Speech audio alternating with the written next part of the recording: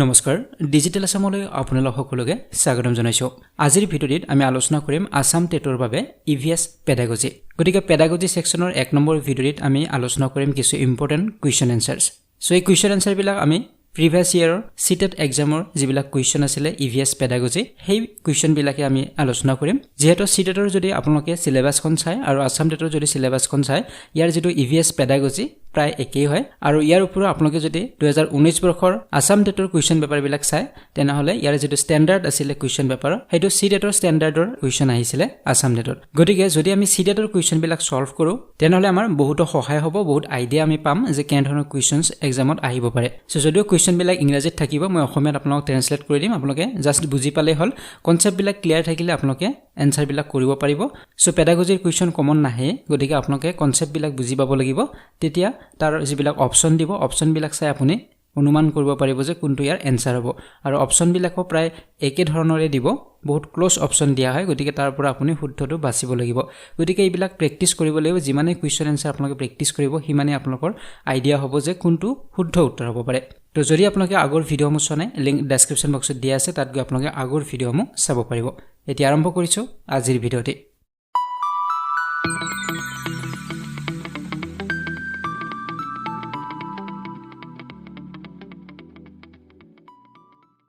প্ৰথম প্ৰশ্নটো হৈছে দা স্কিলছ ৰিকুৱায়াৰ্ড টু ৰিড এ মেপ ইনক্লুড যে এখন মেপ আমি পঢ়িবলৈ বা মেপ এখন আমি ষ্টাডি কৰিবলৈ তলত উল্লেখ কৰা কোনটো কৌশলৰ বা কোনটো দক্ষতাৰ আমাৰ প্ৰয়োজন হয় এক নম্বৰত কৈছে excellent drawing and painting skill যে আমাৰ ড্ৰয়িং আৰু পেইন্টিংৰ যে দক্ষতা থাকিব লাগিব দুই নম্বৰত কৈছে ability to use calculations and sketch position on a globe যে আমাৰ ক্যালকুলেশন বা স্কেচ কৰাৰ দক্ষতা আমাৰ থাকিব লাগিব তিনি নম্বৰত কৈছে excellent communication skills to draw out the expressive ability যাতে আমি ড্ৰ কৰিব পাৰো মেপ অঙ্কন কৰিব পাৰো তাৰ বাবে আমাৰ কমিউনিকেশন স্কিল থাকিব লাগিব আৰু চাৰি নম্বৰত কৈছে ability to understand relative position of places distances and directions ইয়াতে কৈছে যে এটা প্লেসৰ পৰা আনটো প্লেসৰ কিমান ডিসটেন্স হয় বা কোন দিশে আছে সেই ঠাইখন সেইবোৰ আমি জানিব বা বুজিব পাৰিব লাগিব গতিকে আমি মেপ এখন যেতিয়া ষ্টাডি কৰিম বা মেপ এখন আমি যেতিয়া পঢ়িম কোনখন ঠাই কোন দিশে আছে সেইবোৰ আমি জানিব লাগিব গতিকে এইবোৰ মেপ আমি যেতিয়া ষ্টাডি কৰিম মেপ এখন আমি পঢ়িম তেতিয়া আমি কোনখন ঠাই কোন ডাইৰেকশনৰ আছে কোন দিশৰ আছে সেইবোৰ আমি জানিব লাগিব বা দুখন ষ্টেটৰ মাজত কিনে ধৰণৰ ডিসটেন্স আছে দূৰত্ব আছে সেইবোৰ আমাৰ জনাটো প্ৰয়োজন হয় গতিকে ইয়াৰ শুদ্ধ উত্তৰ হ'ব অপচন নম্বৰ 4 ability to understand relative position of places distances and direction so এখন ঠাইৰ লগতে সেই ঠাইখনৰ আশেপাশে আৰু কোনবিলাক ঠাই আছে সেইবোৰৰ বিষয়ে আমি যদি কিছু আমাৰ আইডিয়া থাকে তেনেহলে আমি অতি সহজতে এখন মেপ আমি ষ্টাডি কৰিব পাৰো সো ইয়াৰে বাকি অপচনবোৰ নহয় প্ৰথমটোত কৈছিল যে ড্ৰয়িং জানিব লাগিব পেইন্টিং স্কিল আমাৰ থাকিব লাগিব তাৰ দৰকাৰ নাই কাৰণ আমি মেপ অঙ্কন কৰাৰ কথা কোনাই মেপ ইয়াতে পঢ়াৰ কথাই কৈছে মেপ এখন ষ্টাডি কৰাৰ কাৰণে আমাক ড্ৰয়িংৰ প্ৰয়োজন নহয় দুই নম্বৰত কৈছে যে ক্যালকুলেশন কৰিব পাৰিব লাগিব ইয়াৰো কোনো প্ৰয়োজন নহয় তিনি নম্বৰত কৈছে কমিউনিকেশন স্কিলৰ কথা কাৰণ কমিউনিকেশন স্কিল আমাক ইয়াত নালাগে কাৰণ মেপখন আমি বুজি পাব লাগে গতিকে ইয়াতে কমিউনিকেশন স্কিলৰ প্ৰয়োজন নহয় আমি কথোপকথন কৰিলেহে আমাৰ কমিউনিকেশন স্কিলৰ প্ৰয়োজন হয় এতিকে শুদ্ধ উত্তৰ হ'ব অপচন নম্বৰ 4 এতিয়া আছে কোৱেশ্চন নম্বৰ 2 লৈকে after the lunch break while teaching EVS you find that students are not taking interest in the lesson what would you do ইয়াতে কৈছে যেতিয়া লাঞ্চ ব্ৰেক হয় লাঞ্চ ব্ৰেকৰ পিছত সাপোজ আপোনাৰ EVS ক্লাছ এটা পঢ়িছে আৰু তাত ছাত্ৰ-ছাত্ৰীসকলে মনোযোগ দিয়া নাই তেতিয়া আপুনি কি কৰিব প্ৰথম অপচনত কৈছে use audio visual aids based on multiple intelligences to make the lesson interesting যে আপুনি লেসনটো ইন্টাৰেষ্টিং কৰাৰ বাবে অডিও ভিজুৱেল এইডছবোৰ আপোনালোকে ব্যৱহাৰ কৰিব দৃশ্য শ্ৰব্য এইডছবোৰ ব্যৱহাৰ কৰিব দুই নম্বৰত কৈছে চেঞ্জ দা টপিক ইমিডিয়েটলি টপিকটো চেঞ্জ কৰি বেলেগ কথা ক'ব আৰম্ভ কৰিব তিনি নম্বৰত কৈছে take the children out to play in the ground আপুনি ক্লাছৰুমৰ পৰা ছাত্ৰ-ছাত্ৰীসকলক প্লেগ্ৰাউণ্ডত খেলিব লৈ যাব আৰু 4 নম্বৰত কৈছে ask them to put their heads down on the desk and relax যে হিয়তক ডেস্কৰ ওপৰত মূৰ থৈ ৰিলেক্স কৰিব বা আৰাম কৰি থাকিব আপুনি দিব ইয়াৰে কোনটো হ'ব আমি ডেফিনেটলি ইয়াৰ উত্তৰ জানো যে অডিও ভিজুৱেল যেতিয়া আমি এইডছ ব্যৱহাৰ কৰো তেতিয়া ছাত্ৰ-ছাত্ৰীসকল সেই সাবজেক্টৰ প্ৰতি সেই বিষয়টোৰ প্ৰতি বেছি আগ্ৰহী হয় কাৰণ এজোপা গছৰ বিষয়ে আমি কৈ থকাতকে যদি গছজোপা আমি দেখুৱাব পাৰো তেনেহলে হিয়তে বেছি আগ্ৰহী হয় গতিকে অডিও ভিজুৱেল যিবিলাক এইডছ আছে দৃশ্য শ্ৰব্য যিবিলাক এইডছ আছে টেলিভিছন হওক প্ৰজেক্টৰ হওক এইবিলাকত যদি আমি সেই বিষয়টো দেখাব পাৰোঁ সেই টপিকটোৰ লগত ৰিলেটেড কিছু যদি শ্বৰ্ট ফিল্ম এনেধৰণৰ বা মুভিজ আমি দেখুৱাব পাৰোঁ তেনেহ'লে ছাত্ৰ ছাত্ৰীসকল বেছি আকৰ্ষিত হয় গতিকে ইয়াতে শুদ্ধ উত্তৰ কোনটো হ'ব অপশ্যন নম্বৰ 1 হ'ব ইউজ অডিঅ' ভিজুৱেল এইডছ যে অডিঅ' ভিজুৱেল এইডছ ব্যৱহাৰ কৰি ইণ্টাৰেষ্টিং কৰিব লাগিব সেই ক্লাছটো এতিয়া আছে কুৱেশ্যন নম্বৰ 3 লৈকে a school planned an educational trip for Class 5 students to Rajasthan. What would be your expectation from the children during the visit? ইয়াতে কৈছে যে এখন স্কুলে প্ল্যান কৰিছে তেওঁলোকে পৰিকল্পনা কৰিছে যে ক্লাছ 5 ৰ ল'ৰা ছোৱালীবোৰক এটা এডুকেশ্যনেল ট্ৰিপ এটা লৈকে লৈ যাব বা এটা এক্সকাৰছনলৈকে লৈ যাব ৰাজস্থানলৈকে গতিকে what would be your expectation গতিকে সেই এক্সকাৰছনটো বা সেই এডুকেশ্যনেল ট্ৰিপটো লৈ আপোনাৰ কেনে ধৰণৰ এক্সপেক্টেশন আছে বা কেনে ধৰণৰ আপোনাৰ আশা আছে ইয়াতে অপচনত দিয়া আছে দে শুড এনজয় দেমসেলফ যে হিয়তে তাত এনজয় কৰিব হিয়তৰ মাজত গতিকে এটো এটা এডুকেশ্যনেল ট্ৰিপৰ এটা উদ্দেশ্য হ'ব নোৱাৰে কাৰণ এডুকেশ্যনেল ট্ৰিপ বিলাকত এটা এডুকেশ্যনৰ বাবেহে এডুকেশ্যনেল পাৰপজ এটা লৈ উদ্দেশ্য এটা লৈহে আমি এডুকেশ্যনেল ট্ৰিপত বা এক্সকাৰছনত আমি যাওঁ তাত আনন্দ কৰাৰ বাবে আমি নাযাওঁ পিকনিক আৰু এক্সকাৰছনৰ মাজত যথেষ্ট পাৰ্থক্য আছে গতিকে দে শুড এনজয় দেমসেলফ যে হিয়তে তাত এনজয় কৰিবই লাগিব হেতু কম্পালসৰি নহয় এনজয় নকৰিলেও হ'ব তাত যেটো এডুকেশ্যনেল ট্ৰিপত যোৱা হৈছে তাৰ উদ্দেশ্যটো সফল কৰিব লাগিব গতিকে এনজয় যিখিনি তাৰ মাজত হ'ব সেইখিনি বেলেগ কথা কিন্তু উদ্দেশ্যটো এনজয় কৰা নহয় গতিকে এটো অপচন হ'ব নোৱাৰে 2 নম্বৰত কৈছে দে শুড অবজাৰ্ভ কিনলি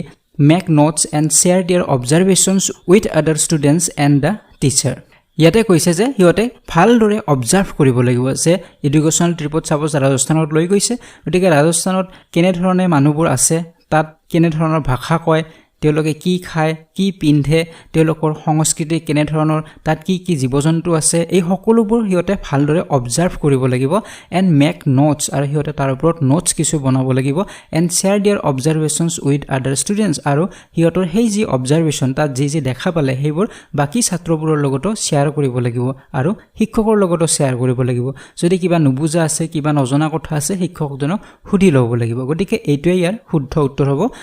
সো ইয়াতে 3 নম্বৰত কৈছিল যে they should note down their questions যেটা যি কোৱেশ্চন আছে নোট ডাউন কৰিব আৰু সুধিব লগাবোৰ ঘৰত আহি পেৰেন্টছক সুধিব মাক দেউতাকক সুধিব সো এটো হ'ব নোৱাৰে কাৰণ হিয়তৰ যি প্ৰশ্ন আছে তাতেই শিক্ষকজনক সুধিব লাগিব 4 নম্বৰত কৈছিল they should observe everything without asking questions about it যে হিয়তে ভালদৰে অবজাৰ্ভ কৰিব আৰু একো প্ৰশ্ন নুসুধিব এটো হ'ব নোৱাৰে কাৰণ হিয়তে যিবোৰ নজনা থাকিব যিবোৰ নেদেখা বস্তু তাত দেখিব তাৰ বিষয়ে শিক্ষকজনক সুধিব লাগিব গতিকে অপচন নম্বৰ 2 হ'ব ইয়াৰ শুদ্ধ উত্তৰ এতিয়া আছে question number 4 লৈকে which of the following represents one of the objectives of teaching EVS at primary school এই প্ৰশ্নত কৈছে যে প্ৰাইমাৰী স্কুলত প্ৰাথমিক বিদ্যালয়ত EVS যদি শিকাব লাগে তেনেহলে তাৰ উদ্দেশ্য কি হ'ব তলত চাৰিটা উদ্দেশ্য দিয়া আছে ইয়াৰে কোনটো উদ্দেশ্য হ'ব প্ৰাইমাৰী স্কুলত EVS শিকোৱাৰ ইয়াৰে প্ৰথম অপচনত কৈছে to make learners aware of technical terms and definitions যে টেকনিক্যাল যিবিলাক টাৰ্মছ আছে সেইবোৰ আৰু ডেফিনেশ্যন মানে সংজ্ঞাবোৰ জনাটো হৈছে ইভিএছৰ কাম সো এটো ইয়াৰ উদ্দেশ্য নহয় ইভিএছ শিকোৱাৰ উদ্দেশ্যটো কোনো টেকনিক্যাল টাৰ্মছ বা ডেফিনেশ্যন শিকোৱাটো ইয়াৰ উদ্দেশ্য নহয় গতিকে এটো অপচন ভুল হ'ব 2 নম্বৰত কি কৈছে টু এসেছ টেকনিক্যাল টাৰ্মছ ৰিলেটেড টু ইভিএছ এটো সেম অবজেক্টিভ ইয়াতে দিয়া আছে যে ইভিএছৰ লগত ৰিলেটেড টেকনিক্যাল টাৰ্মছবোৰ শিকাব লাগিব হেটো নহয় এটো অশুদ্ধ হ'ব 3 নম্বৰত কি কৈছে to inform the learner about the book they should read to expand their knowledge যে ইয়াতে কৈছে যে ইভিএছৰ কাম হৈছে ছাত্ৰছাত্ৰীসকলক সেই কিতাপবিলাকৰ বিষয়ে ইনফৰ্ম কৰা যিবিলাক কিতাপে হিয়তৰ নলেজ বৃদ্ধি কৰিব পাৰিব গতিকে কোনবিলাক কিতাপে ছাত্ৰছাত্ৰীসকলৰ নলেজ বৃদ্ধি কৰিব হেতু কোৱা ইভিএছৰ কাম নহয় বা ইভিএছ শিকোৱাৰ উদ্দেশ্য হেতু নহয় গতিকে শুদ্ধ উত্তৰ কোনটো হ'ব 4 নম্বৰটো হ'ব তাত কি লিখা আছে to connect the experiences of the learners in school with the outside world ইয়াতে কোৱা হৈছে যে স্কুলত হিয়তৰ যি এক্সপেৰিয়েন্স হ'ব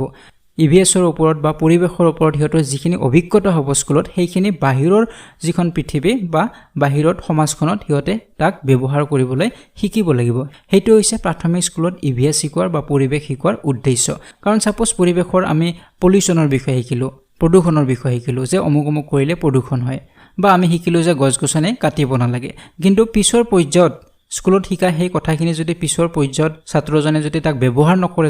যদি গছ কাটে তেনেহলে ইভিএছ শিকোৱাৰ বা পৰিবেশ শিকোৱাৰ উদ্দেশ্য সফল নহব উদ্দেশ্য তেতিয়া সফল হ'ব পৰিবেশৰ স্কুলত শিকোৱা বিষয়বোৰ হিয়তে বাস্তৱ জীৱনত হিয়তে তাক ব্যৱহাৰ কৰিব পাৰিব লাগিব তেতিয়াহে তাৰ উদ্দেশ্য সফল হ'ব গতিকে ইয়াৰ শুদ্ধ উত্তৰ হ'ব অপচন নম্বৰ 4 এতিয়া আছে কুৱেশ্যন নম্বৰ 5 লৈকে giving importance to individual experiences of children in an EVS class will benefit the teacher ইয়াতে কৈছে যে ছাত্ৰ ছাত্ৰীসকলৰ প্ৰত্যেকৰে ইন্ডিভিজুৱেল এক্সপেৰিয়েন্স আছে তেওঁলোকৰ প্ৰত্যেকজনৰে বেলেগ বেলেগ ব্যক্তিগত অভিজ্ঞতা আছে প্ৰত্যেকজনৰে থাকে আপোনাৰ বেলেগ মোৰ বেলেগ তেনেদৰে প্ৰতিজন ছাত্ৰ ছাত্ৰীৰে এক্সপেৰিয়েন্স বা অভিজ্ঞতা বেলেগ বেলেগ আছে গতিকে এই অভিজ্ঞতা বিলাকৰ যদি আমি গুৰুত্ব দিও এজন শিক্ষকে যদি ছাত্ৰ ছাত্ৰীসকলৰ কাৰ ব্যক্তিগত অভিজ্ঞতা কি কি আছে তাৰ ওপৰত যদি বেছি গুৰুত্ব দিয়ে তেনেহলে ইভিএছ ক্লাছ এটাত কেনেদৰে বেনিফিট হ'ব পাৰে বা লাভ হ'ব পাৰে শিক্ষকজনৰ প্ৰথমটোত কৈছে to know the unique experiences of children যে ছাত্ৰ ছাত্ৰীসকলৰ কাৰ কি অভিজ্ঞতা আছে সেইখিনি জানিব পাৰিলে শিক্ষকজনে হেতু লাভ হ'ল গতিকে এইটো উত্তৰ নহয় কাৰণ কোনজন ছাত্ৰৰ কেনে ধৰণৰ অভিজ্ঞতা আছে সেইখিনি আমি কেৱল জানিলো সেইখিনি কেৱল জানিলেই যে আমাৰ কিবা লাভ হ'ব এভিএছ ক্লাছৰ ক্ষেত্ৰত লাভ নহব একো গতিকে এইটো ইয়াৰ শুদ্ধ উত্তৰ নহয় 2 নম্বৰত কি কৈছে to help and improve the language and communication skills of children যে হিয়তৰ প্ৰত্যেকজনৰে ইন্ডিভিজুৱেল এক্সপেৰিয়েন্সবোৰ জানিলে আমি কি জানিম যে হিয়তৰ লেংগুৱেজ বা হিয়তৰ কমিউনিকেশ্যন স্কিল যেটো আছে কথোপকথনৰ যেটো কৌশল হেতু ডেভেলপ কৰাৰ ক্ষেত্ৰত আমাৰ সহায় হ'ব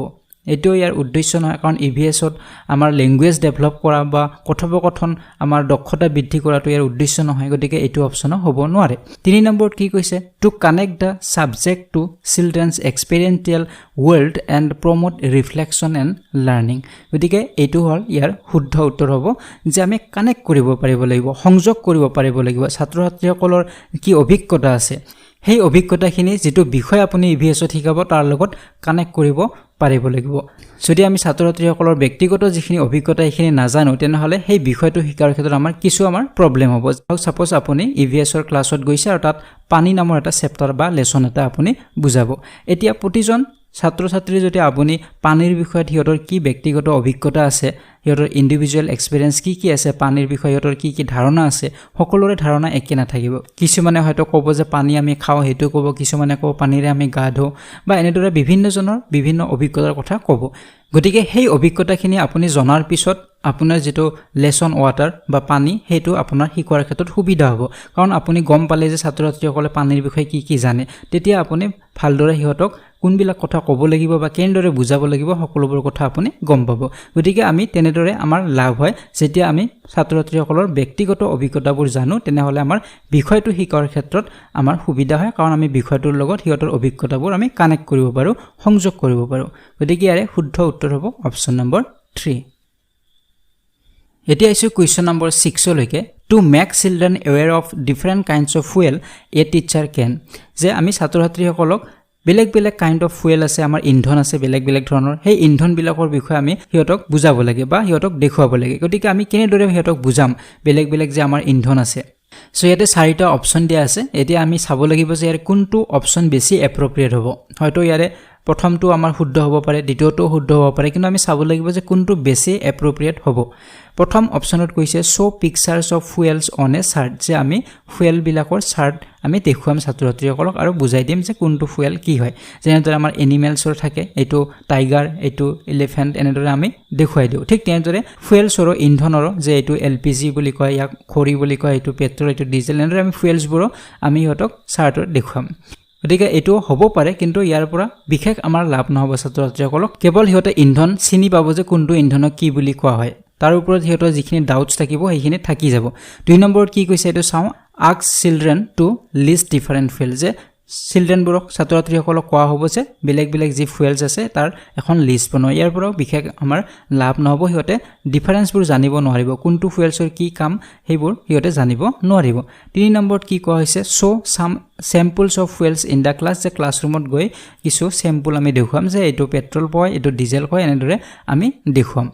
আৰু 4 নম্বৰত কৈছে discuss with children about possible kinds of fuel that can be used for cooking along with a short film ইয়াতে কৈছে যে আমি ছাত্ৰ ছাত্ৰীসকলৰ মাজত ডিসকাস কৰা হ'ব বেলেগ বেলেগ ফুয়েলছ বিলাকৰ বিষয় আৰু কোনবোৰ ইন্ধন আমাৰ কুকিংৰ ক্ষেত্ৰত ভাত ৰন্ধাৰ ক্ষেত্ৰত বা ৰন্ধা বঢ়াৰ ক্ষেত্ৰত আমাৰ প্ৰয়োজন হয় সেইবোৰৰ বিষয়ে আমি আলোচনা কৰিম ডিসকাস কৰিব আৰু তাৰ লগতে along with short film আৰু short filmৰ জৰিয়তে দেখুৱাব এতিয়া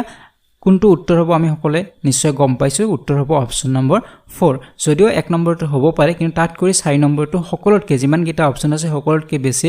এপ্ৰোপ্ৰিয়েট হ'ব অপচন নম্বৰ 4 টো কাৰণ যেতিয়া ছাত্ৰ ছাত্ৰীসকলৰ মাজত ডিসকাস কৰা হ'ব ডিসকাস কৰিলে সকলো বিষয় সহজ হৈ পৰে কাৰণ ছাত্ৰ-ছাত্ৰীসকলৰ মাজত যি প্ৰশ্ন থাকে সকলোবোৰে প্ৰশ্নবোৰ কৰে আৰু সেই প্ৰশ্নবোৰৰ উত্তৰ দিয়া হয় গতিকে হিহঁতৰ মাজত কোনো কনফিউজন নাথাকে হিহঁতৰ সকলোবোৰ প্ৰশ্নৰ উত্তৰ পায় আৰু কনসেপ্ট হিহঁতৰ ক্লিয়াৰ হয় গতিকে ডিসকাস কৰা হ'ব তাৰ উপৰিও কি কৰা হ'ব শৰ্ট ফিল্ম দেখুৱা হ'ব গতিকে আমি অলপ আগতেও পাইছিলো যে শৰ্ট ফিল্মৰ জৰিয়তে যেতিয়া দেখা পাব হিহঁতে সকলোবোৰ কথা হিহঁতৰ মনত থাকিব আৰু সকলোবোৰ ভালদৰে হিহঁতে বুজিব পাৰিব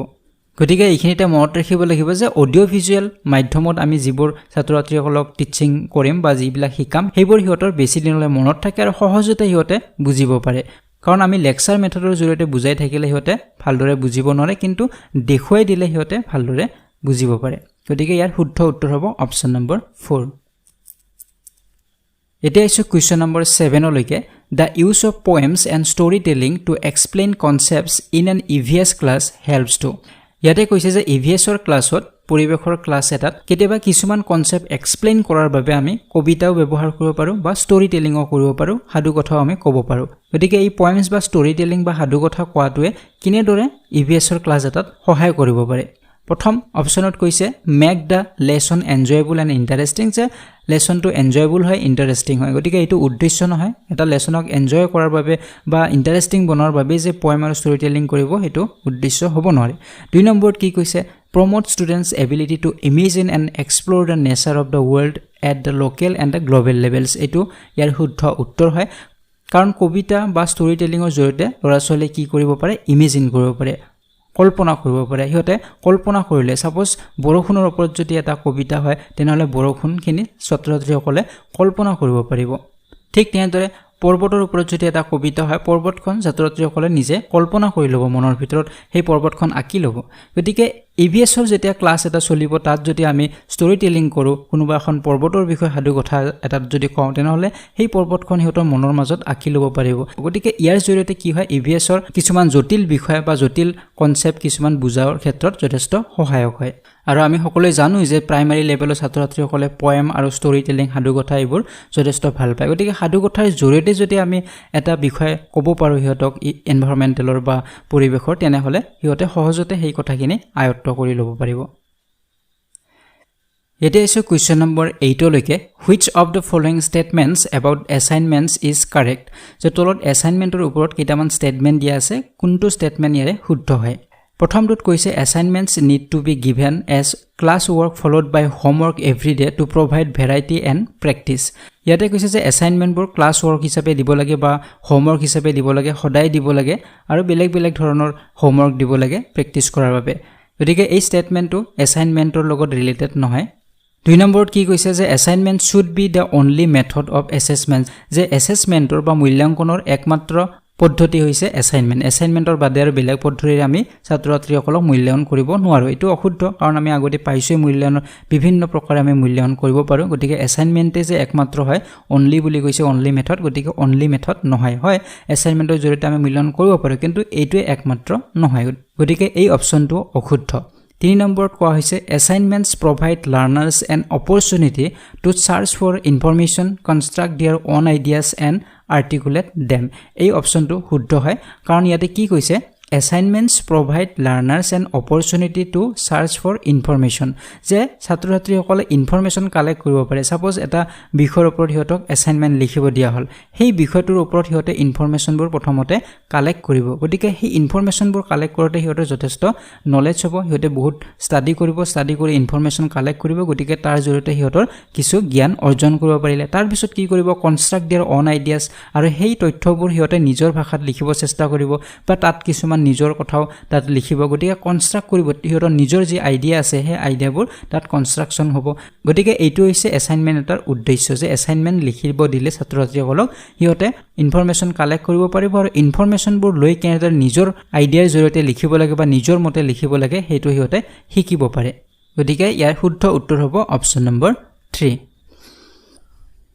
এতিয়া আছে কোৱেশ্চন নম্বৰ 9 লৈকে simple experiments and demonstrations can be performed in an EVS class too যদি EVSৰ ক্লাছ এটাত ডেমনস্ট্ৰেচন কৰা হয় প্ৰদৰ্শন কৰা হয় এই ডেমনস্ট্ৰেচন বা এই প্ৰদৰ্শনে কেনেদৰে সহায় কৰিব ছাত্ৰ-ছাত্ৰীসকলক enable students to learn on their own and sharpen their observation skills প্ৰথম অপচনটো ইয়াৰ উত্তৰ হ'ব লাগে যে ইয়াতে কি কৈছে যে enable students to learn their own যে হিয়তে নিজে নিজে শিকিব পাৰিব আৰু হিয়তৰ যেটো অবজাৰভেশন যেটো স্কিল হিয়তৰ নিৰীক্ষণ কৰাৰ যেটো স্কিল হেটো হিয়তৰ শাৰ্প হ'ব তীক্ষ্ণ হ'ব কাৰণ প্ৰদৰ্শন বা ডেমনস্ট্ৰেচন মানে কি আমি সকলোৱে জানোৱে যে সাপোজ কিবা এটা বস্তু প্ৰদৰ্শন কৰা হৈছে ডেমনস্ট্ৰেট কৰা হৈছে সাপোজ পলিউশনৰ ওপৰতে এটা ডেমনস্ট্ৰেচন কৰা হৈছে প্ৰদূষণৰ ওপৰত যে কেনেদৰে প্ৰদূষণ হয় সেই সকলোবোৰ তাত ডেমনস্ট্ৰেচন কৰা হৈছে চিত্ৰৰ আকাৰতে দেখুৱা হৈছে এতিয়া ছাত্ৰজনে সেই ডেমনস্ট্ৰেচনটো চাই হিয়তে নিজে নিজে বুজিব পাৰিব যে এটো কাৰণতে পলিউশন হৈছে বা এনেদৰে আমি পলিউশনটো কন্ট্ৰোল কৰিব পাৰো এই সকলোবোৰ ডেমনস্ট্ৰেচনটোৰ জৰিয়তে